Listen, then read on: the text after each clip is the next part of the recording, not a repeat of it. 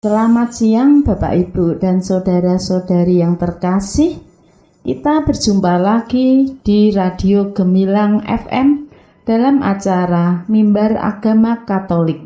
Pada siang hari ini saya akan membawakan judul Salib adalah Tanda Kemenangan. Baik Bapak Ibu dan saudara-saudari yang terkasih, sebelum kita mendengarkan bacaan Injil pada siang hari ini, kita akan membuat tanda kemenangan Tuhan dalam nama Bapa dan Putra dan Roh Kudus. Amin. Bacaan diambil dari Injil Yohanes bab 3 ayat 13 sampai dengan 17. Anak manusia harus ditinggikan. Sekali peristiwa, Yesus berkata kepada Nikodemus yang datang kepadanya pada waktu malam, "Tidak ada seorang pun yang telah naik ke surga selain Dia yang telah turun dari surga, yaitu Putra Manusia. Sama seperti Musa meninggikan ular di padang gurun, demikian juga Putra Manusia harus ditinggikan, supaya setiap orang yang percaya kepadanya beroleh hidup yang kekal. Karena Allah begitu mengasihi manusia di dunia ini, sehingga Ia telah mengaruniakan Putranya yang tunggal, supaya setiap orang yang percaya kepadanya tidak binasa, melainkan beroleh hidup yang kekal. Sebab Allah mengutus Putranya ke dalam dunia bukan untuk menghakimi dunia, melainkan supaya dunia diselamatkan melalui Dia. Demikianlah sabda Tuhan. Terpujilah Kristus. Bapak, Ibu, dan saudara-saudari yang terkasih, bacaan pada siang hari ini kita merayakan pesta salib suci yang dalam kalender liturgi Gereja Katolik disebut In Exaltation Sanctae Crucis, atau pesta salib yang mulia, yang dirayakan tiap tahun pada tanggal 14 September. Pesta ini dirayakan berawal dari salib sejati yang ditemukan pada tahun 326 oleh Santa Helena, ibu dari Kaisar Romawi Konstantinus Agung, saat ia berziarah ke Yerusalem. Bapak, Ibu, dan saudara-saudari yang terkasih, di dalam sejarah mencatat bahwa setelah penemuan salib asli Yesus Kristus, sebuah basilika didirikan oleh Santa Helena di atas makam kudus Yesus.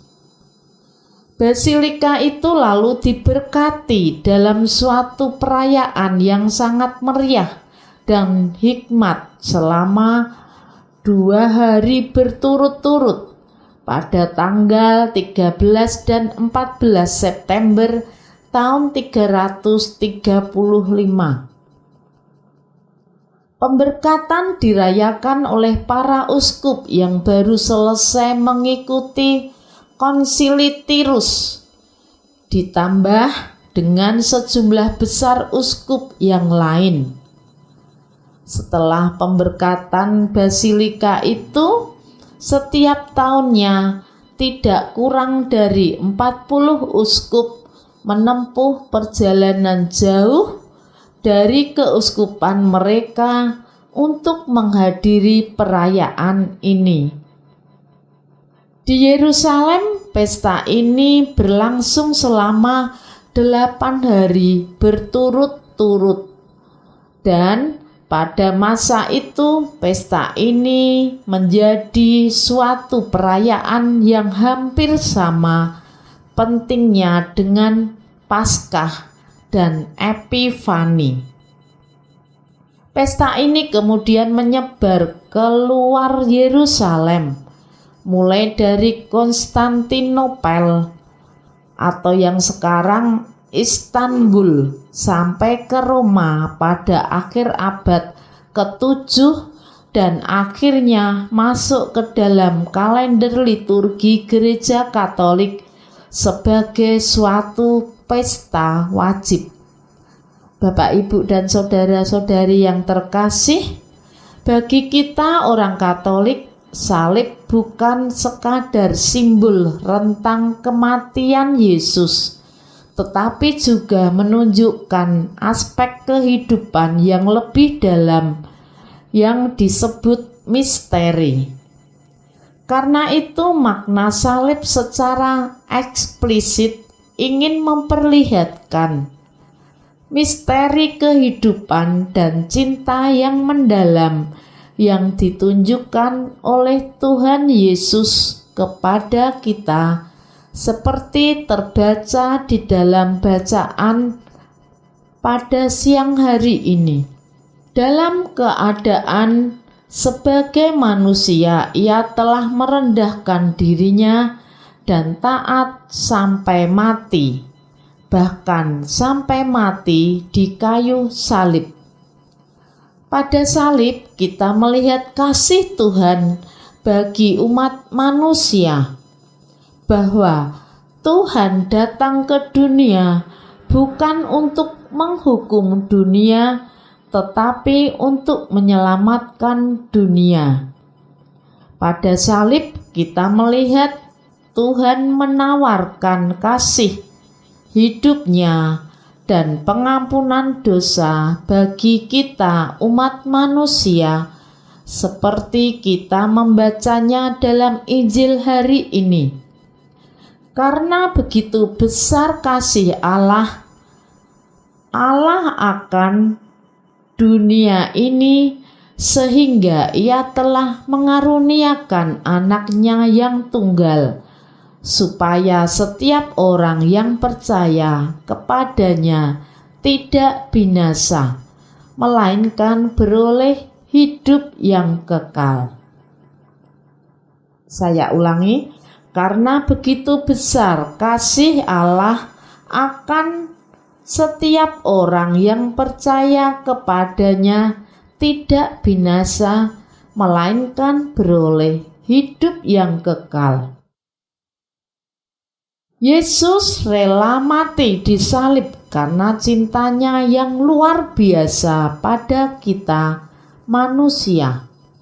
Salib adalah kekuatan hidup kita sebagai orang Katolik, karena dengan memandangnya kita akan hidup.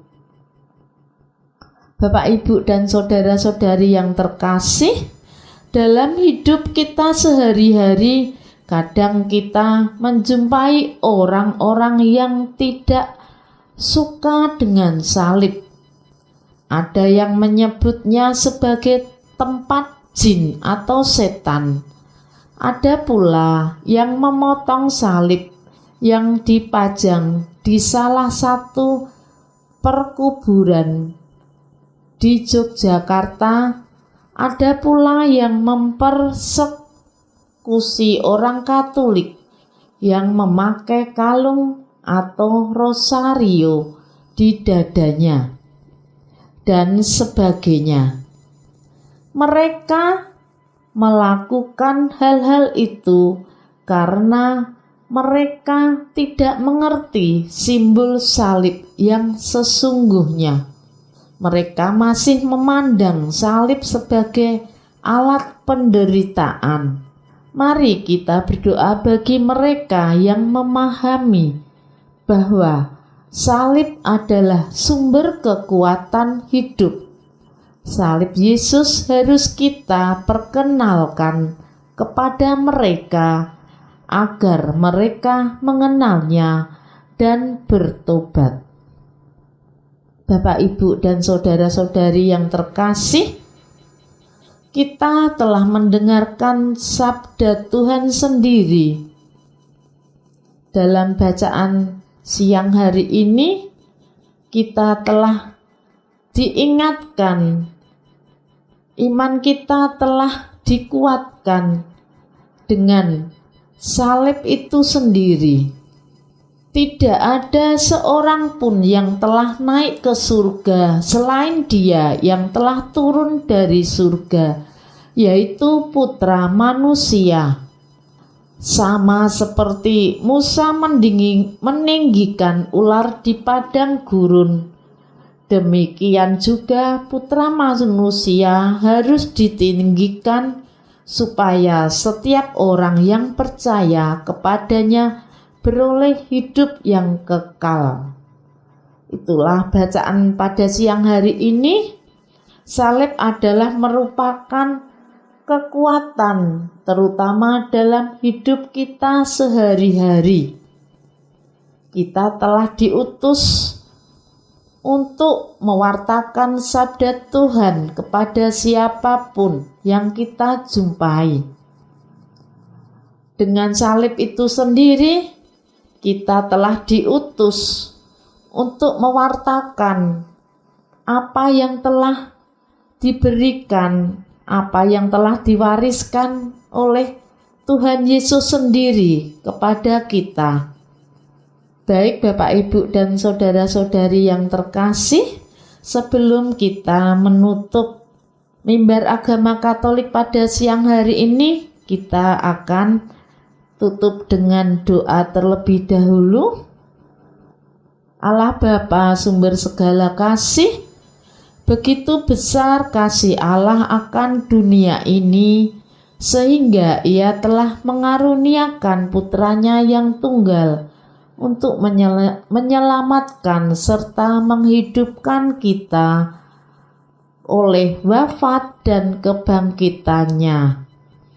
Untuk itu, kita akan diutus dan dibimbing oleh Roh Kudus sendiri, terutama dalam kehidupan kita sehari-hari. Dan kita juga dituntun oleh Roh Kudus-Nya selalu memperjuangkan untuk mengikuti salib suci Putranya yang tunggal dengan terus-menerus, dan untuk memperbarui diri supaya hidup kita lebih baik di dalam keluarga, masyarakat, maupun di lingkungan. Kami mohon, doakanlah kami ya Tuhan. Bapa yang Maha Kasih, ajarilah kami untuk setia belajar dari Putramu Yesus dan memikul salib-salib kami dengan sabar dan rendah hati. Semoga salib-salib itu membawa hidup bagi kami sendiri serta sesama kami. Kami mohon, kabulkanlah doa kami ya Tuhan. Kemuliaan kepada Allah Bapa dan Putra dan Roh Kudus, seperti pada permulaan, sekarang, selalu, dan sepanjang segala abad. Amin. Demikianlah Bapak, Ibu, dan saudara-saudari yang terkasih, mimbar agama Katolik pada siang hari ini. Semoga hidup kita dalam keluarga, di lingkungan maupun di masyarakat selalu dilindungi dan dibimbing oleh berkat Allah yang Maha Kuasa, dalam nama Bapa dan Putra dan Roh Kudus. Amin. Saya penyuluh agama Katolik Kabupaten Magelang, Yuvita Purwanti, mengucapkan selamat siang dan berkah dalam.